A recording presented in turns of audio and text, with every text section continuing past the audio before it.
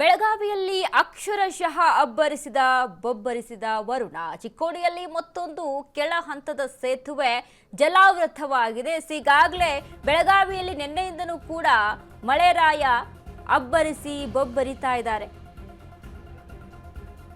ಚಿಕ್ಕೋಡಿಯಲ್ಲಿ ಮತ್ತೊಂದು ಕೆಳ ಹಂತದ ಸೇತುವೆ ಜಲಾವೃತವಾಗಿದೆ. ಚಿಕ್ಕೋಡಿ ಉಪವಿಭಾಗದಲ್ಲಿ ಮುಳುಗಿವೆ 5 ಸೇತುವೆಗಳು. ಕಲ್ಲೋಳ ಯಡೂರ ಕೆಳ ಹಂತದ ಸೇತುವೆ ಜಲಾವೃತವಾಗಿದೆ. ಚಿಕ್ಕೋಡಿ ತಾಲೂಕಿನ ವ್ಯಾಪ್ತಿಯಲ್ಲಿ ಬರುವಂತಹ ಕಲ್ಲೋಳ ಗ್ರಾಮ.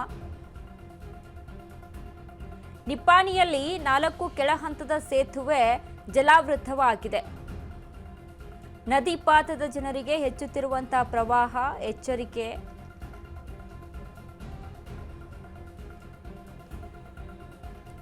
ಬೆಳಗಾವಿಯಲ್ಲಿ ನಿನ್ನೆಯಿಂದ ಕೂಡ ಅಕ್ಷರಶಃ ವರುಣ ಅಬ್ಬರಿಸ್ತಾ ಇದ್ದಾನೆ. ಚಿಕ್ಕೋಡಿಯಲ್ಲಿ ಮತ್ತೊಂದು ಕೆಳ ಹಂತದ ಸೇತುವೆಗಳು ಜಲಾವೃತವಾಗಿರುವಂಥದ್ದು. ಈಗಾಗಲೇ ಎಷ್ಟೋ ಸೇತುವೆಗಳು ಜಲಾವೃತವಾಗಿ ಜನಗಳಿಗೆ ಓಡಾಡೋಕ್ಕೂ ಕೂಡ ತೊಂದರೆ ಆಗ್ತಾ ಇದೆ. ಪಾದಚಾರಿಗಳು ಯಾವ ರೀತಿಯಾಗಿ ಓಡಾಟವನ್ನು ನಡೆಸಬೇಕು ಅನ್ನುವಂಥ ನಿಟ್ಟಿನಲ್ಲಿ ಟೆನ್ಷನ್ ಶುರುವಾಗಿದೆ.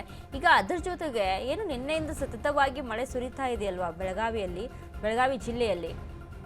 ನಿಪ್ಪಾಣಿ ಆಗಿರ್ಬೋದು, ನಿಪ್ಪಾಣಿಯಲ್ಲಿ 4 ಕೆಳ ಹಂತದ ಸೇತುವೆಗಳು ಜಲಾವೃತ ಆಗಿರುವಂಥದ್ದಾಗಿರ್ಬೋದು, ಚಿಕ್ಕೋಡಿಯಲ್ಲಿ ಆಗಿರುವಂಥ ಸಿಚುವೇಶನ್ಸ್ ಆಗಿರ್ಬೋದು. ಸೇತುವೆಗಳೆಲ್ಲ ಜಲಾವೃತವಾಗಿ ಓಡಾಟಕ್ಕೆ ಅಲ್ಲಿ ತೊಂದರೆ ಆಗ್ತಾ ಇದೆ ಜನಗಳಿಗೆ. ಜನಜೀವನ ಅಸ್ತವ್ಯಸ್ತವಾಗ್ತಾ ಇದೆ. ಯಾಕಂದರೆ ಈಗಾಗಲೇ ಒಂದು ಕಡೆ ಒಂದು ಖುಷಿ ಪಡುವಂಥ ವಿಚಾರ, ಮಳೆ ಆಗ್ತಾ ಇದೆ, ಕೃಷ್ಣಾ ನದಿ ತುಂಬ್ತಾ ಇದೆ. ಕೃಷ್ಣಾ ನದಿ ತುಂಬಿದ್ರಿಂದ ಅಲ್ಲಿ ಸುತ್ತಮುತ್ತಲಿನ ರೈತರಿಗೆ ನೀರಿನ ಪೂರೈಕೆ ಆಗಿರ್ಬೋದು, ಹರಿವು ಹೆಚ್ಚಾಗಿದೆ ನದಿಗಳಿಗೆ. ಇದರಿಂದ ಜನ ಖುಷಿಯಾಗಿದ್ದಾರೆ. ಹೆಂಗೋಪ್ಪ ನದಿ ತುಂಬ್ತಾ ಇದೆಯಲ್ಲ, ಕೃಷಿ ಚಟುವಟಿಕೆಗಳನ್ನು ಆರಂಭ ಮಾಡ್ಬೋದು ಅನ್ನುವಂಥ ನಿಟ್ಟಿನಲ್ಲಿ. ಒಂದು ಕಡೆ ಕುಡಿಯೋಕ್ಕೂ ಕೂಡ ನೀರಿನ ಕೊರತೆ ಆಗ್ಬಿಡುತ್ತೇನೋ. ಯಾಕಂದರೆ ಕೃಷ್ಣಾ ನದಿ ಅಷ್ಟರ ಮಟ್ಟಿಗೆ ಹೋಗಿ ತಳ ಹಂತಕ್ಕೆ ಹೋಗಿ ತಲುಪ್ತಾ ಇತ್ತು. ದಿನಕ್ಕೆ 600 ಸಮಥಿಂಗ್ ಕ್ಯೂಸೆಕ್ಸ್ ನೀರು ಹೊರಗಡೆ ಹೋಗುತ್ತೆ ಕುಡಿಯೋಕ್ಕೆ ಅಂತ. ಬಟ್ ಇಲ್ಲಿ ನೀರು ಕಡಿಮೆ ಆಗ್ತಾ ಹೋಗ್ತಾ ಇತ್ತು. ಇದರಿಂದ ಜನ ಕೂಡ ಅಲ್ಲಿ ಟೆನ್ಷನಲ್ಲಿದ್ದರು, ಕಂಗಾಲಾಗಿ ಹೋಗಿದ್ರು. ಹೇಗಪ್ಪ ಹೀಗೆ ಆಗಿಬಿಟ್ರೆ ಮುಂದಿನ ದಿನಗಳಲ್ಲಿ ಕೃಷಿಗೆ ಅಲ್ಲ ಕುಡಿಯೋಕ್ಕೂ ಕೂಡ ನೀರಿನ ಸಮಸ್ಯೆ ಆಗುತ್ತೆ ಅಂತ. ಬಟ್ ಈಗ ಮಳೆ ಆಗ್ತಾ ಇದೆ, ಒಳಹರಿವು ಹೆಚ್ಚಾಗಿದೆ, ನದಿಗಳೆಲ್ಲ ತುಂಬ್ತಾ ಇದೆ. ಅದರ ಜೊತೆಗೆ ಜನಗಳಿಗೆ ಪ್ರವಾಹದ ಭೀತಿ ಕೂಡ ಎದುರಾಗಿರುವಂಥದ್ದು.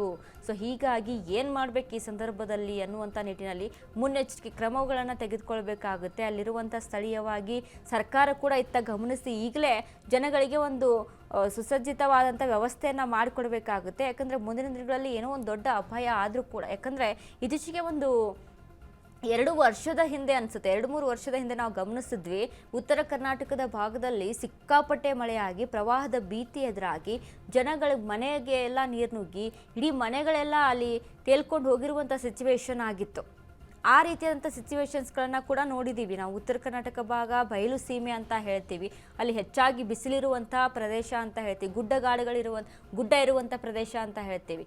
ಬಟ್ ಅಲ್ಲೂ ಕೂಡ ಆ ರೀತಿಯಾಗಿತ್ತು. ಇನ್ನು ದುಪ್ಪದಾಳ ಜಲಾಶಯಕ್ಕೆ, ಗೋಕಾಕ ತಾಲೂಕಿನ ದುಪ್ಪದಾಳ ಜಲಾಶಯಕ್ಕೆ ಸಾಹುಕಾರ್ ಭೇಟಿಯನ್ನು ಕೊಟ್ಟಿದ್ದಾರೆ. ಜಲಾಶಯದ ನೀರಿನ ಮಟ್ಟ ವೀಕ್ಷಿಸಿದ ಸತೀಶ್ ಜಾರಕಿಹೊಳಿ ಪ್ರವಾಹದ ಬಗ್ಗೆ ಅಧಿಕಾರಿಗಳಿಂದ ಮಾಹಿತಿ ಪಡೆದ ಸಾಹುಕಾರ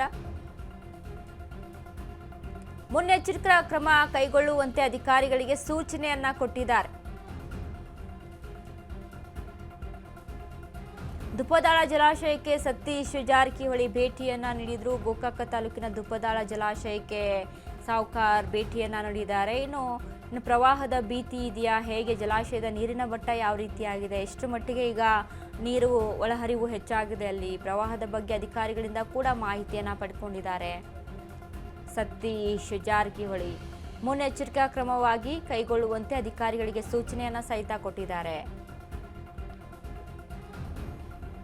ದುಪ್ಪದಾಳ ಜಲಾಶಯ ಸತೀಶ್ ಜಾರಕಿಹೊಳಿ ಭೇಟಿಯನ್ನ ಕೊಟ್ಟಿರುವಂಥದ್ದು. ಈಗ ಬೆಳಗಾವಿಯ ಸುತ್ತಮುತ್ತ ಏನು ಸತತವಾಗಿ ಮಳೆ ಸುರಿತಾ ಇದೆ, ಒರನಾಟ ಜೋರಾಗಿದೆ. ಇನ್ನು ಜಲಾಶಯಗಳಿಗೂ ಕೂಡ ಭೇಟಿಯನ್ನ ಕೊಟ್ಟು ಅಲ್ಲಿ ಸ್ಥಳೀಯವಾಗಿ ಸರ್ಕಾರ ಕೂಡ ಇದ್ರ ಬಗ್ಗೆ ಗಮನ ಹರಿಸಬೇಕಾಗುತ್ತೆ. ಯಾಕಂದರೆ ಏನಾಗ್ತಾ ಇದೆ, ಏನು ಹೋಗ್ತಾ ಇದೆ, ಜನಗಳು ಎಷ್ಟು ಸೇಫು, ಮುಂದಿನ ದಿನಗಳಲ್ಲಿ ಏನಾಗ್ಬೋದು, ಪ್ರವಾಹದ ಭೀತಿ ಕೂಡ ಎದುರಾಗ್ತಾ ಇದೆಯಾ, ಪ್ರವಾಹದ ಭೀತಿ ಇದೆ ಅಥವಾ ಮುಂದಿನ ದಿನಗಳಲ್ಲಿ ಇದರ ಎಫೆಕ್ಟ್ ಹೆಚ್ಚಾಗಿ ಕಾಣಿಸುತ್ತೆ ಅಂತ ಅಂದರೆ ಮುನ್ನೆಚ್ಚರಿಕೆ ಕ್ರಮವನ್ನು ತೆಗೆದುಕೊಳ್ಬೇಕಾಗುತ್ತೆ. ಇದರ ಬಗ್ಗೆ ಸತೀಶ್ ಜಾರಕಿಹೊಳಿ ದುಪ್ಪದಾಳ ಜಲಾಶಯಕ್ಕೆ ಭೇಟಿ ಕೊಟ್ಟು ಅಧಿಕಾರಿಗಳಿಗೆ ಮುನ್ನೆಚ್ಚರಿಕೆ ಕ್ರಮವನ್ನು ತೆಗೆದುಕೊಳ್ಳಬೇಕು ಅಂತ ಸೂಚನೆಯನ್ನು ಸಹಿತ ಕೊಟ್ಟಿರುವಂಥದ್ದು.